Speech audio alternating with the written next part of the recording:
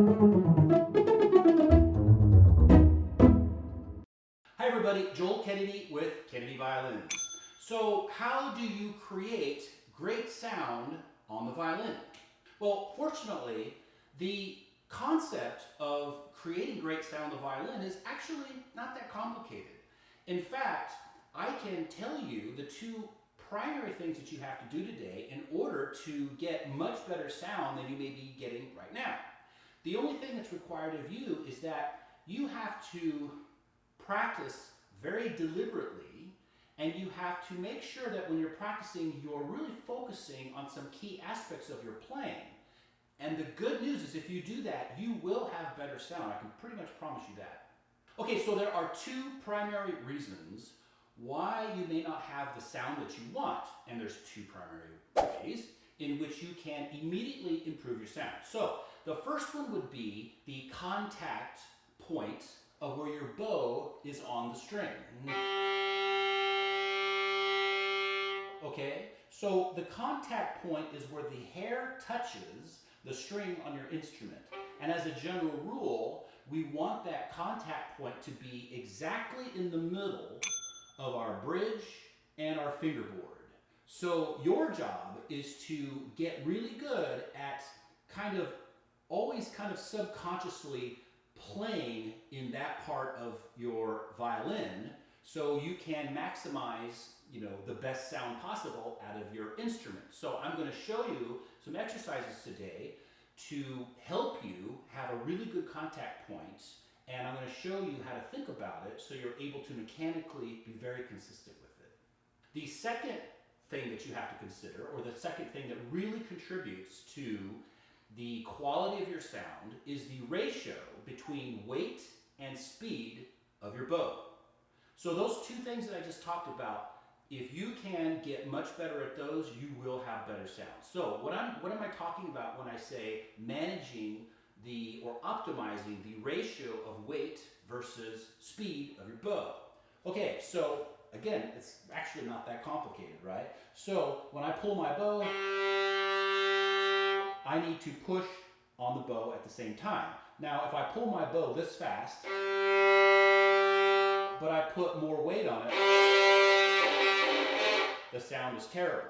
Okay, so now I'll put less weight on it. Now the sound is much better. But what if I pull the bow at the same speed but don't put very much weight on it at all? Then my sound is also bad, right? So I really have to know intrinsically how much weight do I have to have when I am pulling my bow at whatever particular speed. Because there is no perfect speed, right? As I just demonstrated, right? And there's no perfect weight. Your weight is determined by the speed, and the speed is determined by the weight. They work together. So you can play very slow,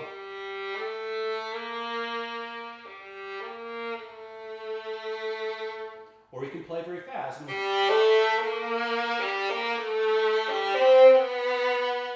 Right? But you have to adjust that weight according to your speed to get that really nice sound. So let's talk about a couple exercises where you can get much better at those two aspects of how you control your bow. Okay, so first of all, let's talk about that contact point in between the bridge and the fingerboard.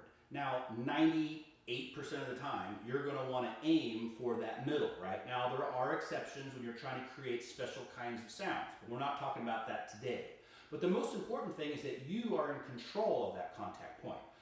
So the biggest reason why people are not in control of that contact point is because they think of their arm incorrectly, okay? Most people, simply put, when they're moving their arm, it's not flexible. So what happens is that as they pull that bow, their bow will do this on a down bow, and then their bow will do this on an up bow. Why is that? Because their body their arm is not working properly. What you want to do is you want to think of your arm as two parts, right? So you have your bicep and you have your forearm. You have to have those two parts in your arm working properly so you can maintain that nice straight bow. Now obviously you've got your flexible hand, you've got your wrist, there's other components to it. But basically what you want to be thinking about is really your bicep and your forearm. So let me show you what I mean. When you are performing a down bow, you are initiating that stroke with your bicep, right? So this is what you're thinking about in your mind. The first thing that works is that bicep. It starts that stroke. Then you complete that stroke with your forearm, right? The same thing is true, but in reverse when you do an up bow. When you do an up bow, you're initiating that stroke with your forearm, then completing the stroke with your bicep. So if I was to play on the violin, I initiate it with that bicep, right? Then after a while, you kind of run out of bicep. Then instead of locking your elbow, oh no, we keep that elbow flexible, we open that arm up, and we complete that stroke with our forearm. The opposite is true going the other direction. We initiate it with our forearm. Then once we start getting kind of bunched up, we complete the stroke all the way to the frog with that bicep. That's the basic premise of how you want to think about your bow. So let's talk about a little bit more detail. Okay, a couple things I want to point out. As a general rule, you want to keep your elbow on approximately the same plane as your wrist. There's a little deviation in that, and you'll see different players doing different things. But as a general rule, what you want to avoid is this, right? Because this is not on the same plane. This is on the same plane. Now, every string is going to be a little bit different, right? But you don't want to find yourself doing this, where your elbow is way higher than your wrist, and you don't want to see this, where you're breaking your wrist, your elbow is too low. So think of those that your arm is being on the same plane. Okay, let's talk about your up bow a little bit. Now, what's going to happen when you get to that up bow? I initiate it with my forearm, completing the stroke with my bicep. What's going to happen is these fingers here are going to feel a little bit smashed, right? You're going to kind of wonder, oh, what do I do with these fingers? Because they're kind of running out of space. So, in order for your bow arm to work properly, as you're thinking about how to use your arm properly, it's very important that you have proper technique in your bow hand. What does that mean? Well, it means that you need to have a bent thumb. You need a bent thumb and a bent pinky, okay? So if you're still not holding your bow right, you should probably reference my video on how to hold a bow in 3 easy steps, okay? So what a lot of beginners, if you are a beginner, one of the big mistakes that they do is they have a straight pinky, it's locked. They have a straight thumb, or it's locked. It's really important that these joints are not locked, because a locked joint doesn't work. If you lock your knees and try to run, well, you'll find out really fast that you can't run fast, right? Locked joints don't work. So part of you being successful in doing these exercises to maintain that nice straight bow and that really good bow contact is you having proper contact. Now, if your hand is not this flexible, right? If your hand is not as flexible as mine, right? You can't do colle, that's fine. That's not necessary. That will happen eventually. But the most important thing is that as you approach that frog, you allow that pinky to bend, you allow that thumb to bend. As your hand goes down, you allow that pinky to extend and you allow the thumb to extend. But the most important thing, as I mentioned, is when you're doing that up bow, you have to allow the thumb and the pinky to bend. Okay, complete the stroke with my bicep and allow that pinky to bend. It's your little shock absorber here. So that's that. Okay, so let's talk about some really easy exercises. Okay, so here's the great thing about practicing your bow contact point on your violin. Keeping that bow straight, right? Another way to put it. Is that with any slow practice, you can practice this thing, right? So a perfect opportunity to practice this is when you're doing your warm-ups. So when you're doing your warm-ups, you're usually doing really slow stuff, right? Slow scales, slow open strings. So let me show you what I mean. Okay, So let's say you're a real beginner and you're practicing open strings, right? Because you want to practice, you know, having good sound and keeping your bow straight. Okay, so here we go. I'm looking at this bow. I'm looking at it. I'm initiating that stroke up with my forearm. I'm completing it with my bicep. Next, open string. Initiating it with my bicep, completing it with my forearm, and so on and so forth. So you can practice that with a metronome or without a metronome. I highly advise you to use a metronome whenever you're warming up, okay? You want to have that timing to help you improve the timing of your bow. Okay, so what if you're warming up with scales? Same thing, right? 2, 3, 4, 2, 3, 4, 2, 3, 4, 2, 3, 4, 2, 3, okay? Even when you speed your scales up.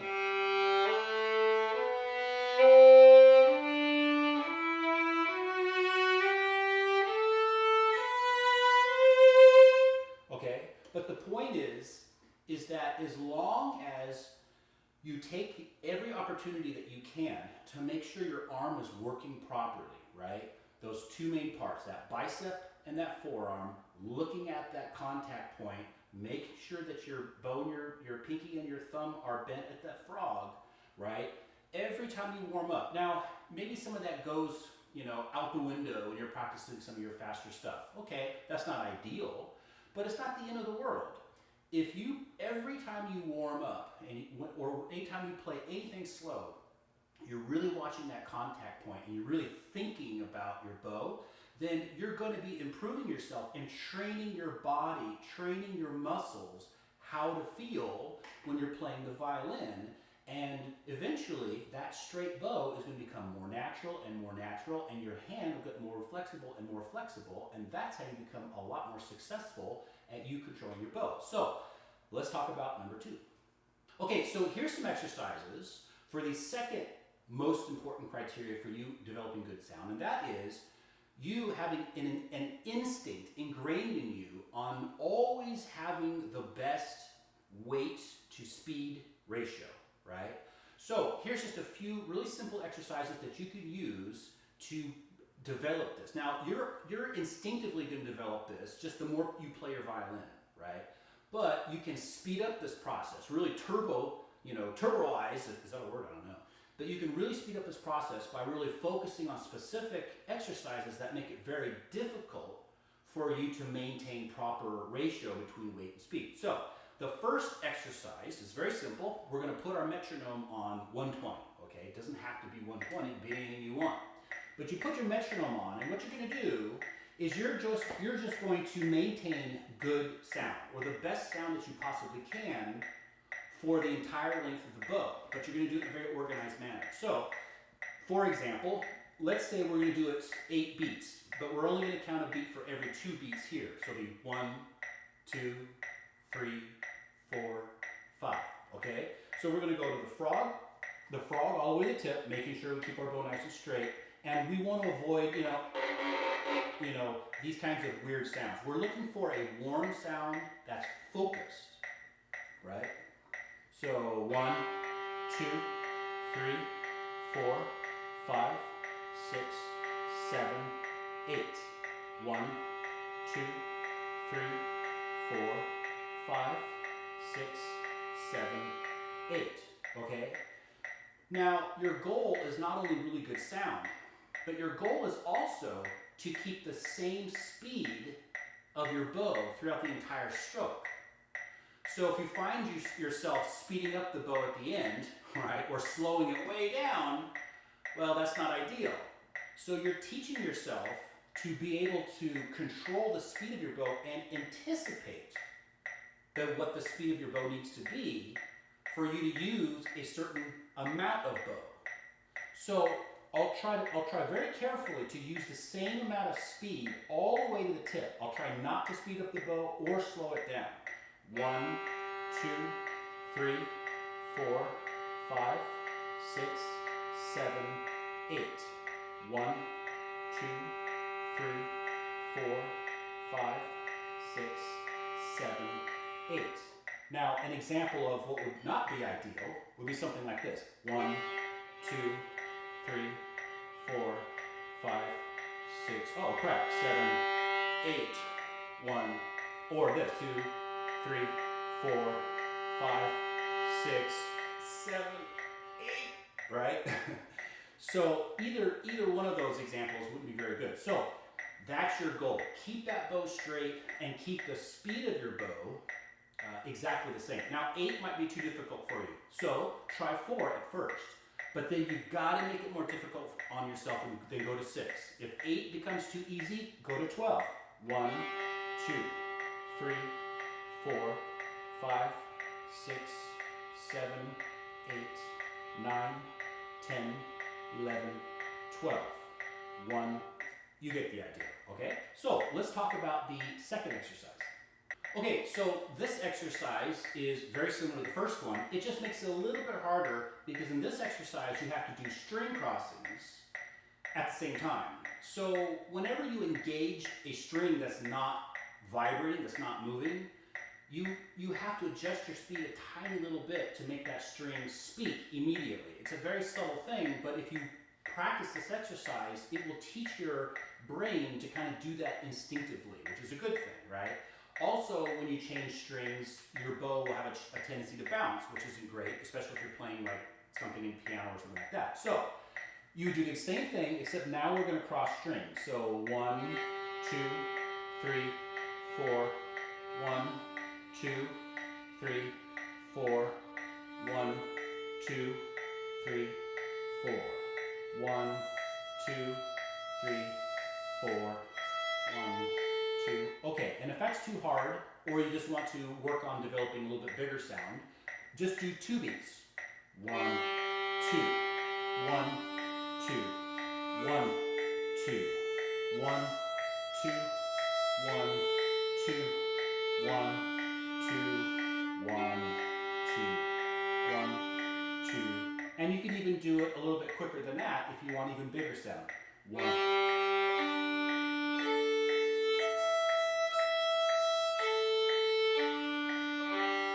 Okay, so you can come up with all kinds of variations that you want. So you might start off with something that's really simple.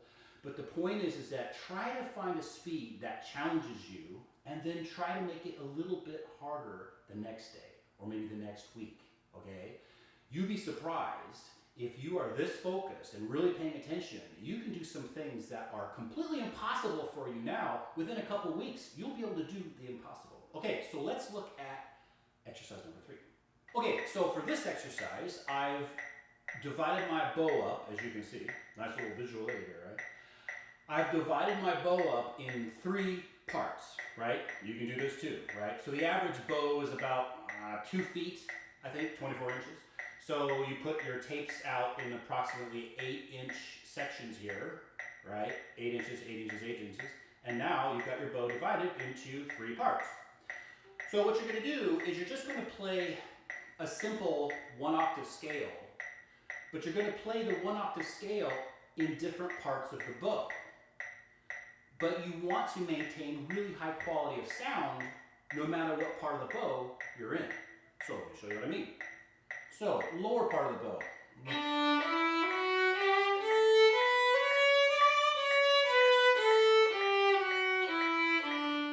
Next section.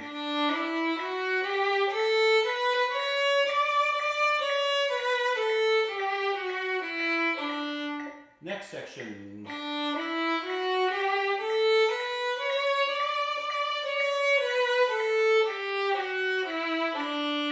Right? And of course you can do other scales.